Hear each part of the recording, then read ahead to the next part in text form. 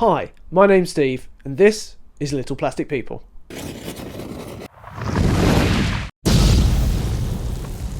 Today we're diving into the sometimes confusing world of miniature wargaming photography. Whether you're a seasoned veteran or just getting started, capturing quality images of your miniatures can greatly enhance your mini wargaming experience while documenting your hobby journey and showcasing your skills. Let's take a look at how I go about creating images like these. There's a ton of camera contraptions out there, but remember that although we'll be talking specifically about the equipment that I currently use, this isn't a shopping list. So don't feel that you have to use the same stuff that I do. Use what you have available already first, before thinking about nipping to the shops. We're here to look at the overall process more than the nitty-gritty, although we will have to touch on this a bit too. First off, we're going to take a look at the lighting and the backdrop that I currently use. A lot of guides out there will tell you to position your miniatures near a window, which is great for a quick snapshot, but here we're going to be talking more about studio photos, and so I prefer to start off in a space in which the lighting can be easily controlled, keeping things nice and consistent. Closing the curtains, blinds and doors in a room that you'll be using is perfect. As you can see, my lighting setup is pretty rudimentary, with no fancy or expensive studio lights. I just have a couple of adjustable desk lamps fitted with 5 watt 6000 Kelvin LED bulbs and flash diffusers all plugged in to a dimmer plug. The desk lamps allow for perfect positioning, and the reason we use 6000 Kelvin bulbs is that this simulates daylight, which should help the camera replicate the colours of your subject pretty accurately. As for the dimmer plugs, these can be helpful for fine-tuning the lighting strength, although if I'm honest, I often set these up to full and just move the light, because ultimately I'm pretty lazy. The flash diffusers do exactly as you'd expect. They spread the light around a larger area rather than focusing in one spot. This softens the light. Now we come to the backdrop. This may not be practical for many of you without a permanent hobby space, but could easily be swapped out for something less permanent like a sheet of card or a piece of fabric. But I'm lucky enough to have a corner of my workspace where I leave the photo equipment set up for most of the time, which is great for efficiency, so that's what I'll be talking about today. As you can see, I've installed a blackout roller blind on the wall above this particular piece of free worktop space. This provides a nice matte background for both black and white, and is big enough to photograph some of the largest models around. You have to switch the blind around for the white side, and because, as mentioned before, I'm ultimately quite lazy, I've never once used that side. Blackout blinds like this 1 by 1.5 meter Amazon Basics offering can be picked up for around £20, with smaller sizes coming in around 15, so not all that wallet breaking. The added benefit of something like this is that it can drop down vertically and then horizontally across the worktop, providing a nice smooth transition between the two. This is great for hiding the transition between backdrop and foreground. Now onto the potentially controversial bit, the camera. Although you can definitely get some amazing shots from a phone camera, and I do often use mine when I'm at the hobby desk and for the occasional work in progress shot, I prefer to use a DSLR, specifically a Canon EOS 550D and a fixed focal length Canon EFS 24mm lens, also known as the Rebel for our friends in the colonies. Now, I'm no camera expert, but I found this to be the best all-rounder for my particular setup, providing a crisp focus and a pretty good depth of field. And since I've mentioned it, depth of field is essentially how in or out of focus the background is compared to the subject. A shallow depth of field will keep the subject in focus but the background out of focus, whereas a deep depth of field will have a lot of the image in focus all the way from foreground to background. I prefer to try and keep the background out of focus if possible, as this helps highlight the Mini. Lastly, it should go without saying that a good solid platform is one of the most important things needed for taking crisp studio quality photos of your Minis. So grabbing yourself a good tripod is highly recommended. Although you don't need to spend hundreds, I would avoid the cheapest offerings, as these can be so flimsy that they defeat the whole purpose.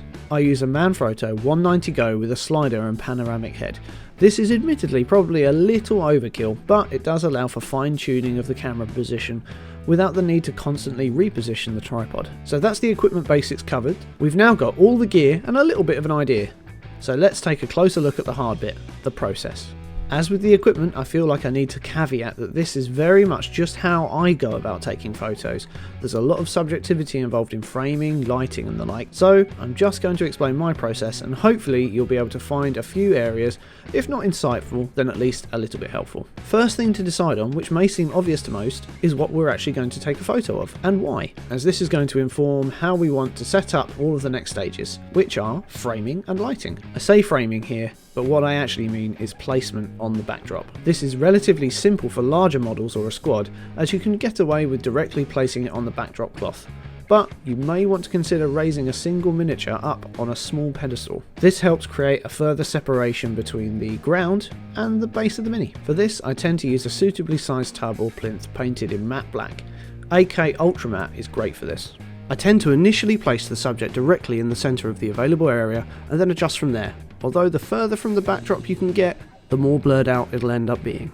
Although, as mentioned before, this can be very much dependent on your camera's depth of field. Then it's on to the lighting, and on the most part I keep this quite consistent, with one light coming in from the top left and the other coming in from the bottom right. Both are positioned forward of the subject so that we don't create too much shadow directly below the Mini. It's good to have a little play around with the lighting at this stage, moving their positions and distances relative to the subject, just to find that perfect angle. Do keep in mind though, that once we have the camera set up, you'll likely want to make some more little changes, so don't worry too much. Speaking of which, let's set up the camera. First off, I attach it firmly to a tripod and set the height. Now this will obviously be dependent on the subject and the style of shot that you want to take, but as a rule of thumb, it's good to position the camera so that the centre of the lens is at around the same height as the subject's eyes or face. You can then reposition the height and angle to taste from there. As to the distance away from the subject, with my setup I tend to start around 30 to 40 centimeters away and adjust from there accordingly. That's just over a foot in freedom units. Just keep in mind that I'm using a fixed lens with no zoom function, so your mileage may vary. Right, we're almost ready to take our first photo, but what settings do you use? Well, again, I'm no camera expert by any means, and my friend Guy over at Binderminter Minis explains the ins and outs of this much more succinctly than I ever could, so I've linked his video in the description below. With that said, I have my ISO set to 100 and the shutter speed somewhere between 115 and 140 with an f-stop of 2.8. This is very much specific to the camera, lens and lighting setup that I have, so don't expect these settings to work for you right out of the box. In fact, you'll probably find that these settings are a little counter to those commonly suggested, and this is mostly due to the lens that I'm using. I have the ISO set to 100, as although this reduces the camera's sensitivity to light, it will also reduce any grainy artifacts, keeping the image nice and crisp. As mentioned, the shutter speed is normally set between 115 and 140, depending on the scene. This is a little slow, but as the camera is securely mounted and the subject isn't exactly going anywhere, we don't need to worry about motion blur. Finally, my setup's f-stop is 2.8. Now this is quite low and a bit of an oddity. As mentioned, this is very specific to the lens that I'm using, plus my wanting to control the depth of field. So depending on the lens that you're using, you may find that a higher f-stop gives you better results. A higher f-stop will likely mean that you'll need to increase the shutter speed to achieve the correct exposure. Remember, the lower the f-stop, the more shallow the depth of field. Although this can keep the Mini in focus and the background out of focus, a particularly low f-stop value may leave some of the parts of the Minis a bit blurry. So it's now time to point and shoot, right? Nope, not quite. Even though we have the camera nice and stable, readjusting the focus and hitting the shutter button each time will likely cause a little bit of wobble, which could translate into a blurry photo if your shutter speed is relatively low. Now with my setup, I can simply unfold the touchscreen viewfinder and adjust the focus and take shots with a gentle press, which doesn't really disturb the camera, but you may need to separately set the focus and then a short timer, just to avoid any unseemly wobble. Right, it's time to take some photos, but we're not just going to take one, we're going to take quite a few. This is to ensure we have a perfectly in focus shot of every part of the model. These separate images can then be squished together through the magic of editing to create a final crispy image. So carefully take several shots of the Mini, ensuring you've got all of it in focus. I tend to start with the face and then go from the feet up. That way you have the most important bit first and can be methodical about not missing anything else. We now have multiple shots of the same Mini, all looking pretty similar, but all in different spots of focus. Perfect! Let's get these over to the computer and look to combine them into our final image. This is often referred to as photo stacking. Now I use Photoshop, but there are lots of image editing suites out there that offer comparable solutions. A free one of these is GIMP, a link to which I've put in the description. But if you are using Photoshop, I'll quickly run through what it is that you do. In the version of Photoshop that I'm using, simply click File, Scripts, Load Files into Stack. Check the Attempt to Automatically Align box and then hit OK. Once the photos are imported successfully, select them all in the Layers dialog box and click Edit, Auto Blend Layers and then confirm the stack image option. You should now have a set of layers automatically in focus, ready for flattening and the final framing. From there, you can select everything again from the layers dialog box, right-clicking and merging all the layers together. Now you can continue to edit the image in Photoshop or your photo editing software of choice, but I prefer to edit the image on a screen, which is likely to be viewed on most. So yes, that does mean I tend to send the image over to my phone for a touch-up. Perhaps not the best option, I'm sure, but it works for me. With that said, I tend not to change anything colour related, as my setup does a pretty good job of accurately representing this, but I do tend to tweak the exposure just to make sure the image reads well on the mobile screen. So there we have it, a relatively quick rundown of how I take studio shots of my minis.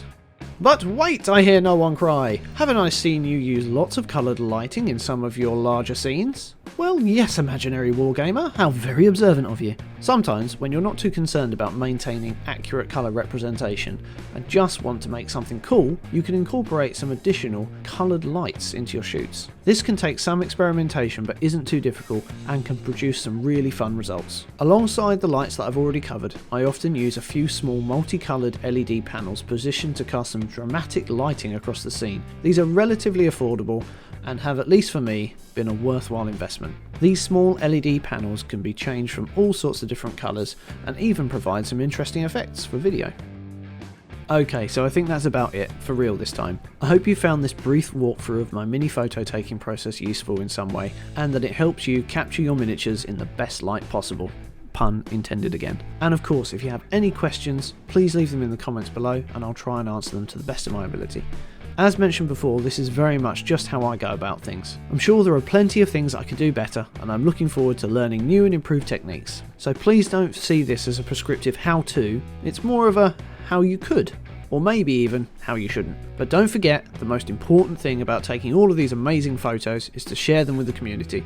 We all love to see painted minis, no matter where you are on your hobby journey, and it's a great way to get feedback, learn new techniques, and inspire others. Until next time, thanks for watching, happy photographing, and I hope to see you again soon. Bye!